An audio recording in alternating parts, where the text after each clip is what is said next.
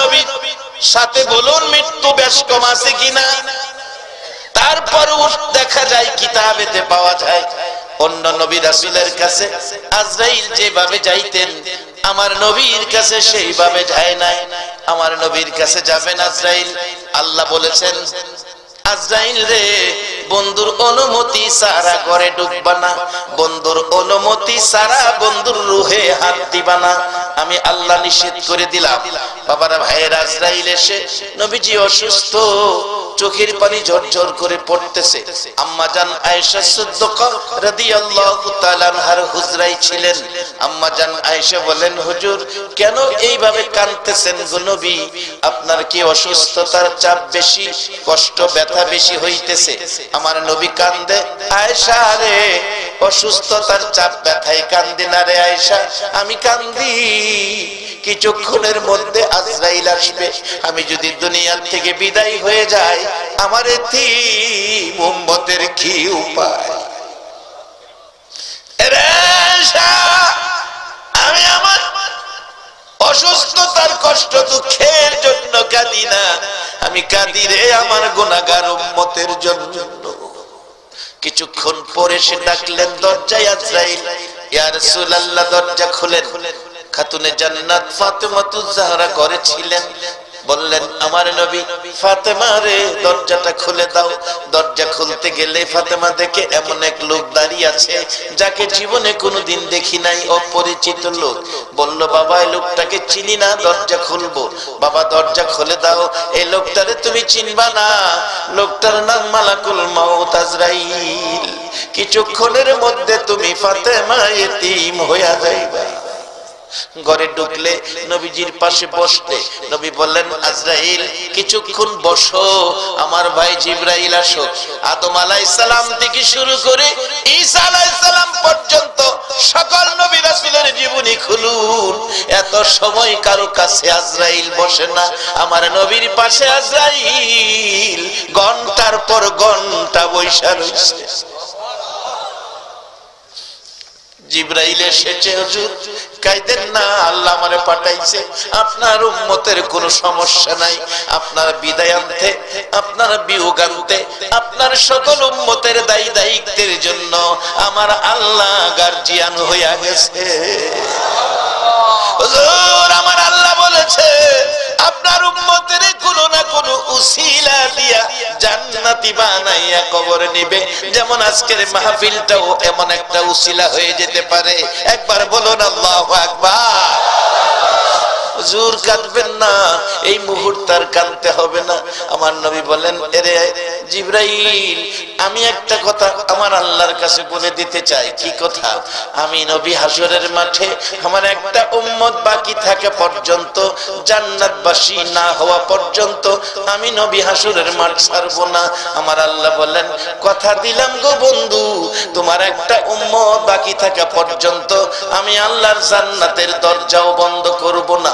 আমার নবী ডাকলেন আজরাইল তোমার কাজ তুমি শুরু করো। আমার নবীজির বুক মুবারকের উপর হাতটা শুধু হালকা করে আজরাইল উপরে রাখলেন, হালকা করে রাখলেন। বাবা কোন নবী রাসূলের রূহ এইভাবে বের করে নাই, আমার নবী রূহ কিছুক্ষণের জন্য যেইভাবে বের করেছেন। হযরত ইদ্রিস আলাইহিস সালামের জীবনী খুলুন, ইদ্রিস আলাইহিস সালাম ডাকতেছেন আল্লাহ আজরাইল মানুষের রূহ বের করবে, বহু কষ্ট বলে হয়, আমার রূহটা যদি বের করত আমি দেখতাম কত কষ্ট হয়। আমার আল্লাহ কয় আজরাইল ধরো ধরো, ইদ্রিসকে ধরো। আজরাইল ধরলেন, রূহ বের করে নিলেন। বহুদিন পর আবার রূহ ফিরাইয়া দিলে ডাকতেছে আজরাইল কত কষ্ট দিছে আমার আল্লাহ ডাকে ইদ্রিস, কত কষ্ট। ইদ্রিস আলাইহিস সালাম ডাকে মাবুদ কত কষ্ট, মৃত্যুর যন্ত্রণা এত কষ্ট গো প্রভু, তোমার নবী হইয়া এত কষ্ট দিল, না জানি সাধারণ মানুষের কত কষ্ট দেয়। ইদ্রিস আলাইহিস সালাম বলছে, আল্লাহ এইভাবে আজরাইল আমাকে আক্রমণ করেছে, আমার রগগুলো ধরে উল্টা টাইনা সিরা বাইর করছে, আমার চামড়া ছিলাইছে, গোশতের সাথে হাড্ডি রাখে নাই, হাড্ডির সাথে গোশত রাখে নাই, আমার কলিজা এমন শুকাইছে দুনিয়ার পানিতে আমার কলিজা ভিজবে না, এত কষ্ট দিয়েছে। আল্লাহ আমাকে বেহেশতি পানি খাওয়াও, না হয় আমার কষ্ট দূর হবে না। বেহেশতি পানি খাওয়ার জন্য নিয়েছে, একটু পানি বেহেশতের পানি খায়া আজরাইলের আক্রমণের বিপদ থেকে একটু শান্তি লাভ করেছে। নবী হইয়া আজরাইল এত চাপ দিয়েছে, এবার আমার আপনার নবীর পাশে আজরাইল এসে বসেছে, নবীজির বুক মুবারকের উপর হাতটা হালকা করে রাখছে। কত হালকা বোঝানোর জন্য বলছি, এই লিফলেটটা হ্যান্ডবিলটা একবারে ছোট্ট, আমার হাতের উপর যদি রাখা হয়, বলুন হাতের মধ্যে কোনো চাপ অনুভব করা যাবে কিনা, কোনো কষ্ট মনে হবে কিনা? এই কাগজটা রাখলে যেমন কোনো কষ্ট না, এর চেয়েও আরো হালকা করে আজরাইল নবীজির বুক মোবারকের উপর হাতটা রাখলে আমার নবী গাল বেয়ে বেয়ে চোখের পানি ছাড়ে। আজরাইল, তুমি কি আমারে চিনো না? আমি যদি না হইতাম রে আজরাইল, তুমি হইতা না। তুমি কি আমারে চিনতে পারলা না? আমি যদি না হইতাম আল্লাহর আরশ কুরসি লৌহ কলম কিছুই হতো না। তুমি কেন আমাকে এত কষ্ট দিতেছো রে আজরাইল?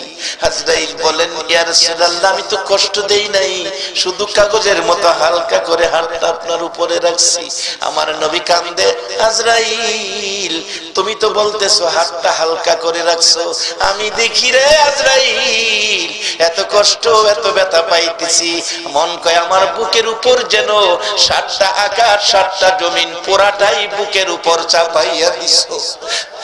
আজরাইল, 7 আসমান 7 জমিন যদি বুকের উপর চাপাইয়া দেওয়া হয়, মনে হয় এত কষ্ট আমি পাইতাম না। আজরাইল রে, আমারে কষ্ট দাও নাই, তুমি বলেছো এত কষ্ট আমি পাইতেছি। আমার আল্লাহ বলেন, বন্ধু একটু কষ্ট তোমার দেওয়ার কারণ আছে, সেই কারণটা আইসা গেছে বাজান। আমার নবী বলছে, আজরাইল, ও আজরাইল, তোমার কাছে একটা আবদার করি, এই মুহূর্ত থেকে কিয়ামত পর্যন্ত আমার উম্মত যারা হবে রে আজরাইল, আমার উম্মত যারা হবে, একবার বলুন আল্লাহু আকবার, আমার উম্মত যারা হবে রে আজরাইল, এই মুহূর্ত থেকে কিয়ামত পর্যন্ত আমার উম্মতের রূহ বের করতে যা কষ্ট তুমি দিবা, একটা আবদার করি, সকল উম্মতের রূহ বের করার কষ্ট ব্যথা দুঃখ সব আমি মুহাম্মদের বুকে চাপাইয়া দাও। আরে উম্মতের কান্ডার নবী রহমতের ভান্ডার, বলুন উম্মতের কান্ডার নবী, নবী বিনে রোজ হাসরে কে করিবে পার, নবী বিনে রোজ হাসরে কে করিবে পার, উম্মতের কান্ডার নবী রহমতের ভান্ডার, উম্মতের কান্ডার নবী, মোদের নবী দয়ার সাগর, গুনাহগার উম্মতের পাগল, মোদের নবী দয়ার সাগর, গুনাহগার উম্মতের পাগল, রোজ হাসরে সেজদায় পড়ে কাঁদবে যারে যার, রোজ হাসরে সেজদায় পড়ে কাঁদবে যারে যার, উম্মতের কান্ডার নবী রহমতের ভান্ডার, উম্মতের কান্ডার নবী। যাইয়া দেখো মদিনাতে কান্দে নবী দিনে রাইতে, যাইয়া দেখো মদিনাতে কান্দে নবী দিনে রাইতে, এ মাফ করিয়ে দাও গো খোদা উম্মত গুনাহগার, মাফ করিয়ে দাও গো খোদা উম্মত গুনাহগার, উম্মতের কান্ডার নবী রহমতের ভান্ডার, উম্মতের কান্ডার নবী। রে আমার ভাইরা, আমার নবী চোখের পানি ছেড়ে ছেড়ে ডাকে, সব ব্যথা আমার বুকে দিয়ে দাও। আজরাইল ডাকে, প্রভু গো তোমার বন্ধুর কান্না আমার সহ্য হয় না, একটু অনুমতি দাও আমাকে তোমার বন্ধুর সাথে কথা বলতে। অনুমতি পাই আজরাইল ডাকে, হুজুর কাঁদবেন না, আমি আজরাইল আপনার রূহের আপনার বুকের মুবারকে হাত রাইখা কসম খাইলাম, আপনার উম্মত যারা হবে, আমানু যারা হবে, আপনাকে যারা ভালোবাসবে, আপনার আদর্শে যারা চলবে, হুজুর আপনার উম্মত আমানু হইয়া, আপনার উম্মত আপনার পরিচয় লইয়া, আপনার ভালোবাসা লইয়া, আপনার উম্মত যখন মৃত্যুর কুলে আসবে, আমি আজরাইলের কাছে যখন আসবে, হুজুর আমি আজরাইল আপনার সাথে কথা দিলাম কাঁদবেন না। মা যেমন বাচ্চা ঘুম পাড়ায়, বাচ্চা কুলে নিয়ে ঘুম পাড়ায়, মা স্তনের দুধ খাওয়ায় আর বাচ্চাকে ঘুম পাড়ায়, মা ঘুম পাড়ায়, বাচ্চা দুধ খাইতে খাইতে মার কোলে ঘুমিয়ে গেলে মা বাচ্চাকে বিছানায় শোয়া আস্তে করে মুখ থেকে মা স্তনটা বাইর করে নিয়ে আসে। বাচ্চাটা ঘুমায়া গেলে মা আস্তে করে স্তন বাচ্চার মুখ থেকে বের করে নিয়ে আসে। হুজুর বাচ্চা যেমন ঘুমিয়ে গেলে মা স্তন মুখ থেকে বের করে নিয়ে আসে, বাচ্চা খবর পায় না গো নবী, এর চেয়ে আরো সুন্দর করে আপনার উম্মতেরা ঘুমিয়ে যাবে, আমি আজরাইল রূহু আরো আস্তে করে বের করে নিয়ে আসবো। সেই নবী চিনা, নবী মানা, নবীর উম্মত হওয়া, নবীর পক্ষে থাকা, বলুন আমাদের দরকার আছে কিনা? বাবারা তাহলে কি লাভ হবে? আসুন সামনে মহব্বতে আরো দুরূদ মদিনায় পাঠান। আল্লাহুম্মা সাল্লি সাইয়্যিদানা মুহাম্মাদ, আল্লাহুম্মা সাল্লি মুহাম্মাদ নাবি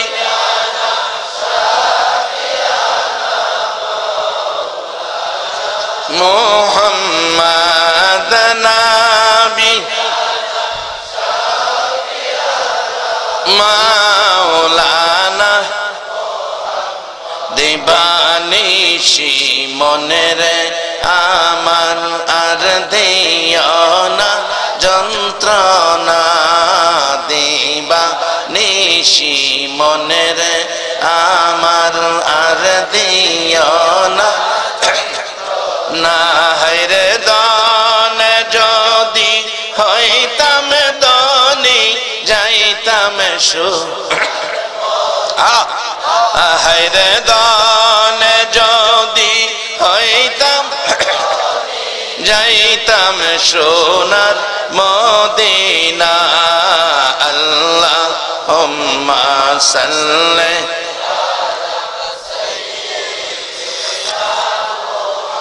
মা'আদ, আল্লাহুম্মা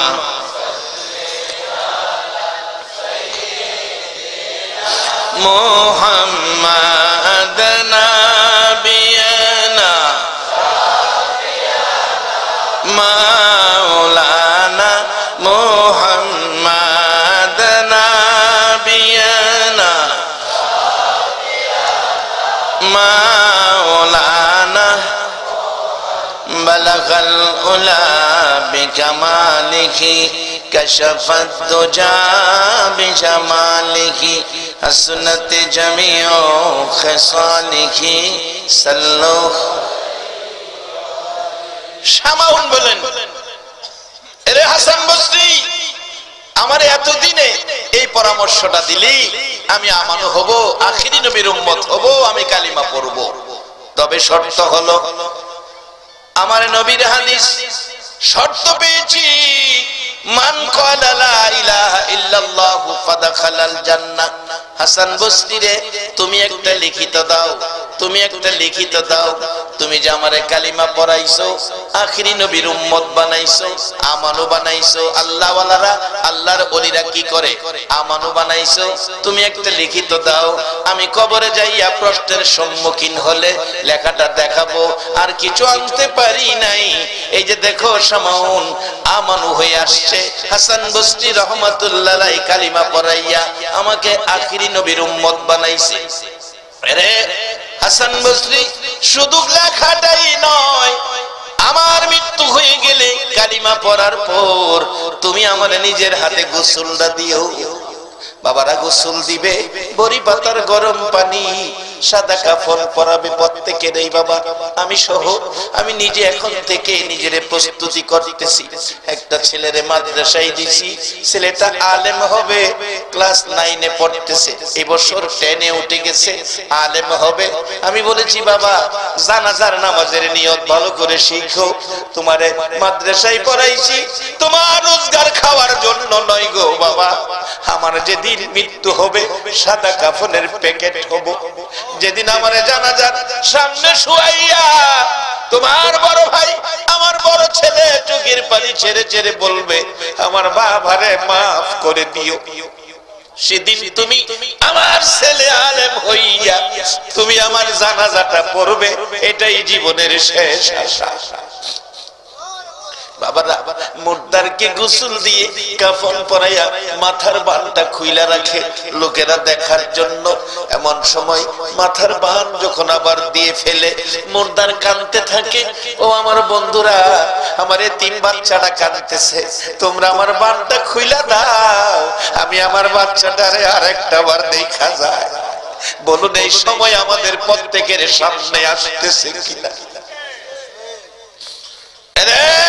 আমার নবী বলেছে, নবী পরামর্শ দিয়েছে কাফা বিল মাউতি ওয়াইদান, আর ওয়াজ লাগে না একটা ওয়াজ যথেষ্ট। মৃত্যুর কথাটাকে যখন স্মরণ রাখবে, মৃত্যুর কথাটা স্মরণ থাকলে একটা ওয়াজই যথেষ্ট হয়। বাজান আমার লাগানো গাছ থাকবে, আমার বান্দা বিল্ডিং থাকবে, আমার কষ্টের রোজগারের টাকা ব্যাংকে পড়ে থাকবে, আমার শুধু সাদা কাফনটা দিয়া খবরও পাঠাবে। সেদিন প্রত্যেকের সামনে আছে কিনা বাজান একটু হিসাব করার জন্য নবী পরামর্শ দিয়েছে। আর দুনিয়াও মাজরাতুল আখিরা, দুনিয়াটা আখিরাতের বাজার। বাজান মার পেটে ছিলাম, রূহের জগতে ছিলাম, রূহের জগতে বাজার নাই, মার পেটে ছিলাম বাজার নাই। কবরে যাব একটা পুরি সার দোকানও পাইবেন না বাজান। হাসরের মাঠে যাবেন তরি তরকারির দোকান পাবেন না। দোকান হইল দুনিয়াতে। রাসূল পরামর্শ দিয়েছে রোজগার যা করেন এখান থেকেই করেন। আজকে যারা মাহফিলে বসে আছো গো, তোমরা কবরের শান্তির ব্যাগ বাজার দিয়া ভইরা ফালাইছো। একবার বলুন আল্লাহু আকবার। যার বাস্তবতাই ছিলাম হাসান বসরি রাহমাতুল্লাহ আলাইহি গোসল দিলেন, মৃত্যুর পরে শামাউনকে কাফন পরাইলেন, কাফনের ভিতরে কাগজটা ঢুকাইয়া দিলেন। জানাজা শেষে কবরে দাফন করে বাড়িতে এসে ঘুমিয়ে গেলেন। আল্লাহর ওলি হাসান বসরির জীবনীতে লেখে, রাত্র গভীর স্বপ্নে দেখতেছে শামাউন জান্নাতি পোশাক পরে আয়েশা ডাকতেছে, হাসান বসরি এই তোমার কাগজটা তোমার দেওয়ার জন্য আসছি, এই তোমার কাগজ তুমি নিয়ে যাও। তোমার কাগজ আমার প্রয়োজন পড়ে নাই রে হাসান বসরি, আমি আখিরি নবীর উম্মত হইয়া নবীর কালিমাটা লইয়া কবরে যাওয়ার কারণে আমার আল্লাহ আমার জান্নাত দান করে দিয়েছে। এই জান্নাতের পথে উম্মতের উঠাইয়া দেওয়ার জন্য আমার নবী 63 বছর জিন্দেগীর কষ্ট। মা আয়েশা সিদ্দিকা বলেন, পৃথিবীর মানুষেরা রে, আমার নবী এই পথে মানুষকে বুঝাইয়া একেবারে বিকাল হয়ে গেছে, আমি আয়েশার হুজরায় এসে ঢুকছি।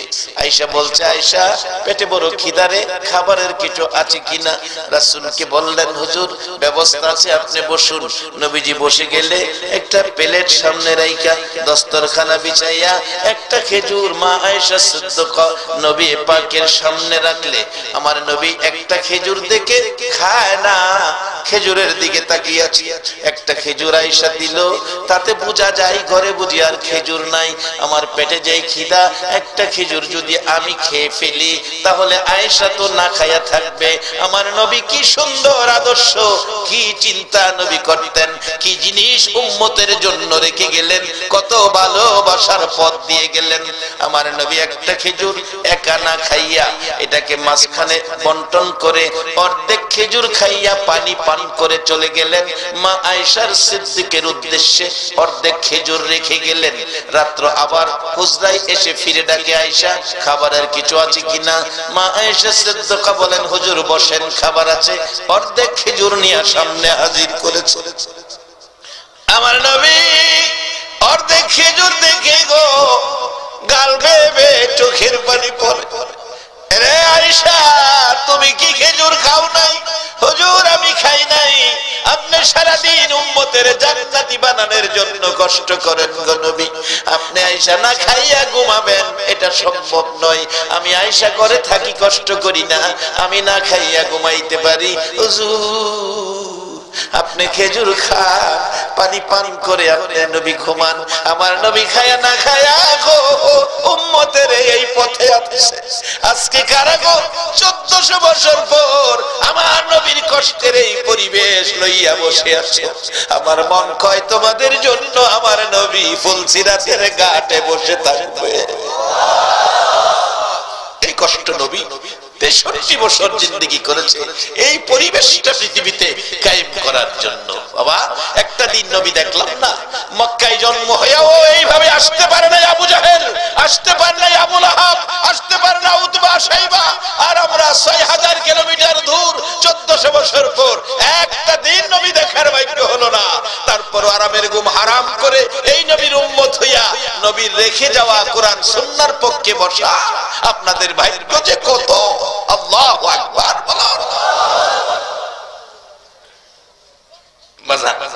মাত্র কালিমাটা পড়ে সামাউন কবর গেছে, আল্লাহ জান্নাত দিছে। আমরা কবেকার কালিমাওয়ালা? কোরআন শরীফে বলেছে আমানু হইয়া নবীর উম্মত হইয়া কবরে গেলে আল্লাহ আমাদের 3 বেলা খাওয়াইবো। বাল আহিয়াউন, কোরআন শরীফ, বাল আহিয়াউন ইনদা রাব্বিহিম ইরজাকুন। আল্লাহ বলছে বন্ধুগো আপনার উম্মত কবরে আইলে দুনিয়ার মানুষ যেমন 3 বেলা খায়, আমি আপনার উম্মতের কবরও 3 বেলা জান্নাতি খাওয়াই। মানে এই নবীর উম্মত হইতে লাভ হইব না লস হইব? মালয়েশিয়া যাই প্রত্যেক বছর ওয়াজ করতে, এবার গিয়া শুনি এক বেকুল্লা ঘটনা। মালয়েশিয়া চাইনা বেশি, চাইনা ফ্যাক্টরি মালিক বেশিরভাগ চাইনা। এরা তো আমানু না, এরা বুদ্ধ ধর্মের লোক। এই চাইনা মারা গেলে চাইনাদের কবরস্থান আছে, এরা কবরে যাওয়ার সময় টাকা দিয়া দেয়, লগে খাতা কলম দেয়, হিসাব কিতাব করে শুনতে। যারা সিগারেট খায় সিগারেটের কার্টুন সাথে দিয়ে দেয়, ম্যাচ সহ। চিন্তা করেন কেমন ব্যাকলের ব্যাক। আচ্ছা আপনারাই করেন, এটা লইয়া কবরে গিয়া খাওয়ানোর কোনো বাও আছে? খাইলে আখিরি নবীর উম্মতে খাইবো। আল্লাহু আকবার বলেন। এটা তুফাজ্জল মৌলবীর ওয়াজ না, কোরআন শরীফ। বাল আহিয়াউন ইনদা রাব্বিহিম ইরজাকুন। টাকা পয়সা দিয়া সবকিছু দিয়া পরে এর নিয়ে কবর দেয়, সিগারেটের ফ্যাক্ট ম্যাচ সহ দিতেছে, খাতা কলম দেয়।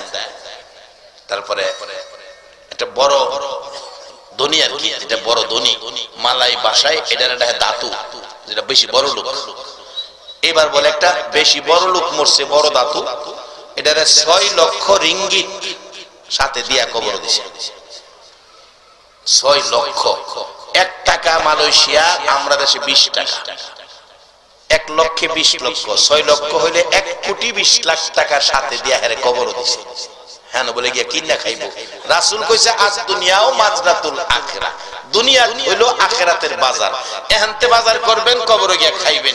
অনেক সময় দেখছেন না লন্ডনতে টাকা ছাড়ে, সিলেটবাসী সিলেট থেকে টাকা ধরে, ইটালি থেকে টাকা ছাড়ে, বাংলাদেশ থেকে টাকা ধরে, সৌদি থেকে টাকা ছাড়ে, বাংলাদেশ থেকে টাকা ধরে, মালয়েশিয়া থেকে টাকা ছাড়ে, বাংলাদেশ থেকে টাকা ধরে।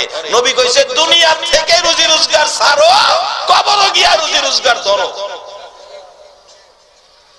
আল্লাহ কইছে নবী গো তোমার সিস্টেম আমি বাস্তবায়ন করে দিলাম, তোমার উম্মত দুনিয়ায় ভালো কাজ করে কবরে আইবো, আর এর বিনিময়ে আমি আল্লাহ ঘোষণা করে দিলাম বাল আহইয়াউন ইনদা রাব্বিহিম ইরযাকুন। আর তাহলে এই কথা নবীর কথা না মাইনা নিজে দেখেন 6 লক্ষ রিঙ্গিত সিগারেটের ফেক মেস খাতা কলম কোন দিন কত খরচ হইল হিসাব লেখা লাগতো না। 4 কাপ বদনা জগ অর্থাৎ সংসার করতে যা লাগে সব এর লগে দিয়া মাটির তলে দিয়া 6 লক্ষ রিঙ্গিত মাটির তলে দিছে। এই 6 লক্ষ রিঙ্গিত মাটির তলে দেবালা এবার গিয়া শুনি ঘটনা দেখ গেলাইছে এক বাঙালি একেবারে আস্তে করে কয়ে দিছি যা করছে কোথা। আচ্ছা এবার আপনারা কর যাই দেখছে 6 লক্ষ রিঙ্গিত মাটির তলে দিতাছে সারা মালয়েশিয়া ঘুমাইলেও হ্যাঁ ঘুমাইছে।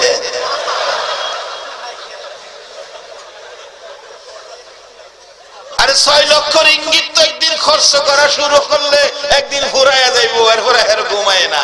আর আজকে যারা বইয়ে রইছেন যদি আজকের বসাটা আখিরি নবীর উম্মতের পক্ষ লইয়া কোরআনের পক্ষে কবুল হয়ে যায় 10টা পৃথিবীর সমান একটা জান্নাতের বাজেট আপনার হয়ে যাবে। এই জন্য রাতের কিছু সময় না ঘুমাইয়া থাকলে লাভ হইব না লস হইব? এই ভাগ্য কয়জনের হয়? কোন মায়ের সন্তান পেটে রাখছো 16তম বার্ষিক মাহফিল সাজাইছে, যেই মাহফিলে বসে মেহমানেরা 60 বছর ইবাদতের নেকি পেয়ে গেল। এটা আমার কথা না, হাদিস হুজুর আছেন এখানে। মাজলিসু ফিকহিন খায়রুম মিন ইবাদাতি 60 সানা। 60 বছর শেষ করে নাই, 60 বছর ইবাদতের চাইতেও উত্তম কোরআনের এক মাজলিসে বসা। বেকল 6 লক্ষ রিঙ্গিত লয়ে গেছে। হেরারে কি বেকল কম এমন কিছু বেকল আমরা দেশে আছে। কিছু মানুষ দেখছি সিলেট আসে মাজার জিয়ারতে যায়, আল্লাহর ওলির কাছে যায়। আবার কিছু মানুষ আছে কক্সবাজার যায়, কক্সবাজার বাবার রক্তের কামাই পোলাই চাইছে আব্বা কক্সবাজার যাবো, 20,000 30,000 টাকা দেন। 30,000 টাকা খরচ করে, 5,000 টাকা বোর্ডিং খরচ, বাঙ্গা শহীদ সুইয়ার আপনারা কাটা, এটা বলে 5,000 টাকা লাগে। বলে হুজুর আপনি জানেন কেমনে? আমি দেখে আইছি বাজার, না দেখে কই না, কারণ না দেখে কইলে ওই আরেকবার চট্টগ্রামের বেড়া ভিডিও করতেছে, চট্টগ্রাম গিয়ে আমার বিচার দিব, এপ্রিলে মাহফিলে যাবো, হ্যাঁ আবার আমারে ধরবো। তবে আমি গেলেও বেকুইল্লা যাওয়া যায় না, ওজের দাওয়াত দে, টাকা দিয়া নে, গাড়ি ভাড়া দে, আবার আওয়ার সময় পকেট ভইরা টাকা দে, এই যাওয়া যায়।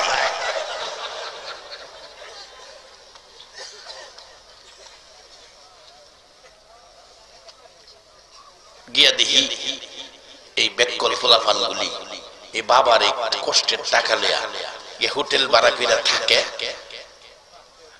সকালে উঠা কিচ্ছু নাই, কক্সবাজার কিচ্ছু নাই, শুধু সাগরের পানি ছাড়া কিচ্ছু নাই। তে পানি তো আমাদের দেশে টিউবওয়েলও আছে, সাগরের পানির চেয়ে টিউবওয়েলের পানি তো অনেক ভালো, কারণ টিউবওয়েলের পানি খাওন যায়, সাগরের পানি খাওন যায়। খালি পানি দেয় আর এটা না, এরপরে কি করে জান না? তো আপনারা তো দেখছেন না, যারা গেছে দেখি সকালবেলা গেছি, দোকান খুলতেছে অনেক দোকান, দেখি খালি দেখি শর্ট প্যান্টের দোকান, শর্ট প্যান্ট, অন্য কোনো ভালো জিনিসের দোকান নাই। আর বার্মিজ স্যান্ডেলের দোকান আছে, বাবুল ভাই আছে ওই ক্যাসেট করতেছে, উনি চিটাঙ্গের মানুষ। বার্মিজ বার্মায়া কিছু ফন্সের স্যান্ডেল আছে আর শুধু শর্ট প্যান্ট। শর্ট প্যান্ট চিনছেন তো? আর এটা ভাঙ্গা বুঝান লাগবো, ভাঙ্গা বুঝাই তাহলে গুমটাও ভেঙে যাবে। এক বেচারা ফাইজমা বানাইছে, নামাজি মানুষ, ফাইজমা তো যে বানাইছে গড়ার নিচে গেছে, গড়ার নিচে ফাইজমা বিন্দা তো নামাজ হবে না। সকালবেলা স্ত্রীর কইছে, কই গো ফুলার মা, ফাইজমাটা বড় হয়ে গেছে, এটা আদাত কাইটটা কমাইয়া এটা বালা করে সিলাইয়া রাখতো, নামাজের জন্য এটা সুবিধা না। জোহরের সময় নামাজ পড়তেছে, পোলার মার খেল নাই, এটা আর করে নাই। ফাইজমা ফিরে দেখে আগের জায়গাতে পরে মেয়েরে কইতেছে, মা তোমার মারে কইলাম কথাটা শুনো না, তুমি এটার আদত কমাই আইলে সিলিদা দিও। মেয়ে কো আব্বা আমি সিলিদা দিব। আসরের সময় পড়তে এসে আয়াতে আগের জায়গাতে, কি গো মায়া? আব্বা আমার মন নাই। ফোলার বউ রে কইছে, বউ দুইজনে কইলাম শুনলো না, তুমি তো ফোলার বউ, আমার কথাটা শুনো, এটার আদত কমাই সিলিদা দিও। মাগরিব পড়তে এসে আয়াতে আগের জায়গাতে, কি গো আব্বা আমার মন নাই। ছোট বোন আছেন, একটা বোনের কইছে, বোন গো হেরা তো করলো না, তুই তো আমার বোন, ভাইয়ের দরদটা তোর কাছে আছে। ভাই কি করতাম? কয়টার আদত কমাইস। আচ্ছা গেছে গা এসার পড়তে হইছে আয়াতে আগের জায়গাতে, কি রে কব ভাই আমার মন নাই। পরে বেচারা মনটা কষ্ট, সাত জন্য কইলাম কাজটা করলো না।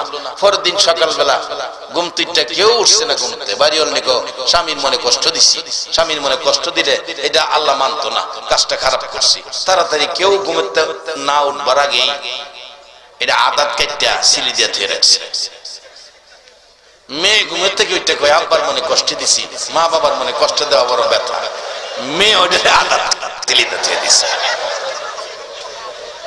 ফোলার বউ নাস্তা টাস্তা রান্না করছে, রান্না করে কয় ওখানে কাম কাজ নাই, শ্বশুরে কইছিন ফাইজুমাটা কমাইতাম, এটা না কমাইলে কাম না। ফোলার বউ আদাত কাটতে এটা রাখছে। নাস্তা টাস্তা খাইয়া যার যার কামে গেছে গা। বোন কই, ভাই যে কইলো কালকা কথাটা শুনলাম না, এমন অন্যায় মানুষে করে বড় ভাইয়ের সাথে। বোনও গিয়ে এটার আদাত কাটতে এটা দিয়ে দিছে। বড় ভাই জোহরে নামাজও যাইবো, আইসে নামাজও যাইবো, ফাইজুমা ফিনবো, আয়া ফাইজুমা ফিনতে দেখে এটা হাফ প্যান্ট হয়ে গেছে, বাজারে দুই শর্ট প্যান্ট। আমরা ছোটবেলা শুনছি হাফ প্যান্ট, আমরা ছোটবেলা শুনছি হাফ প্যান্ট, আর ওখানে হয়েছে এটা শর্ট প্যান্ট। গিয়া দেখি কক্সবাজার কয়েকটা শর্ট প্যান্টের দোকান, এখন নতুন না বাজান, সব পুরান। তা আমি জিগাইলাম দোকানদার রে, এগুলি কি বিক্রি হবে এখানে? এগুলি কেউ নিবে? এই পুরান শর্ট প্যান্ট লিয়ে বসে রয়েছেন। হুজুর এখানে কিছু পাগল আছে, আপনারা না আপনারা জান গা। আমি বললাম এটা কোন পাগল রে, এটা কিনে আমার দেখুন লাগবো। আমি কিনা আজ দেখে যাবো, কত একটু খার হইনি, কিনে না হুজুর, এটা 20 টাকা ঘন্টা ভাড়া দেই। কেমন ব্যাককল চিন্তা করেন, 20 টাকা ঘন্টা শর্ট প্যান্ট ভাড়া লইয়া, বড় ফ্যান খুললা শর্ট প্যান্ট ফইরা একটার গলা তাকটা দইরা 10-20 টাকা নাচে, এই লোক কক্সবাজার। আচ্ছা এই কামটা না কইরা যদি এমন একটা কোরআন হাদিসের মাহফিল বসায়, বলুন আখিরি নবীর উম্মতের জন্য কোরআন হাদিসের মাহফিলটা ভালো না খারাপ? কে কোন মায়ের সন্তান পেটে রাখছো? আজকে চান্দাইর জমিনে দক্ষিণ সুরমার জীবন ধন্য করে দিয়েছে। এই মাটিতে রহমতের ফেরেশতা ভরপুর হয়ে গেছে। আল্লাহ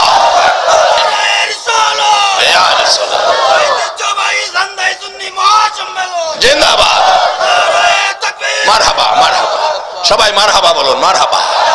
আল্লাহ তুমি কবুল করো, সকলে বলুন আমিন।